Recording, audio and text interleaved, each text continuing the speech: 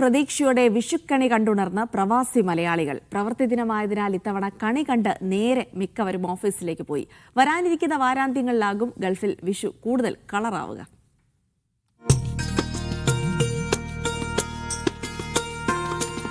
പ്രതിസന്ധികൾക്കിടയിലും പ്രത്യാശയുടെ സന്ദേശവുമായി വീണ്ടും ഒരു വിഷുക്കാലം കൂടി.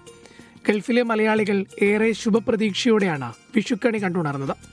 വിപണിയിലുണ്ടായ തടസ്സങ്ങൾ കാരണം ചരക്ക് കപ്പലുകളുടെ വരവ് കുറഞ്ഞെങ്കിലും കണി കാണാനുള്ള കൊന്നപ്പൂക്കളും പച്ചക്കറികളും വിമാനമാർഗം യഥാസമയം വിപണിയിലെത്തിയിരുന്നു. അതുകൊണ്ട് തന്നെ പ്രവാസികളുടെ കണിയൊരുക്കങ്ങൾക്ക് ഇത്തവണയും കുറവുകളൊന്നും ഉണ്ടായില്ല. ഇപ്പോഴത്തെ ഒരു അവസ്ഥയൊക്കെ അറിയാമല്ലോ യുടെ.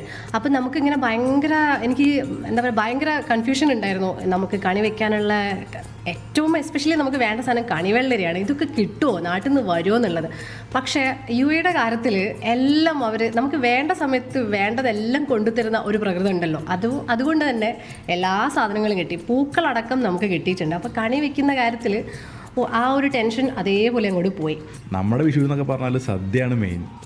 ഇന്ന് ഉച്ചയ്ക്ക് കട്ട് ചെയ്ത് വരാൻ പറ്റുമെന്ന് വിചാരിക്കണത്, വന്നാൽ ഒരുമിച്ചൊരു സദ്യ കഴിക്കണം എന്തായാലും. ഇന്ന് പ്രവൃത്തി ദിനമായതിനാൽ രാവിലെ കണി കണ്ടതിന് പിന്നാലെ ഭൂരിഭാഗം പ്രവാസി മലയാളികളും ജോലി തിരക്കുകളിലേക്ക് മടങ്ങി. വലിയ ആഘോഷങ്ങൾ വാരാന്ത്യങ്ങളിലെ അവധി ദിനങ്ങളിലേക്ക് മാറ്റിവെച്ചിരിക്കുകയാണ് പ്രവാസി കൂട്ടായ്മകളും കുടുംബങ്ങളും. വരും ദിവസങ്ങളിൽ വിഷുസദ്യയും സാംസ്കാരിക പരിപാടികളും കൊണ്ട് വിഷു ആഘോഷങ്ങൾ കൂടുതൽ സജീവമാകും.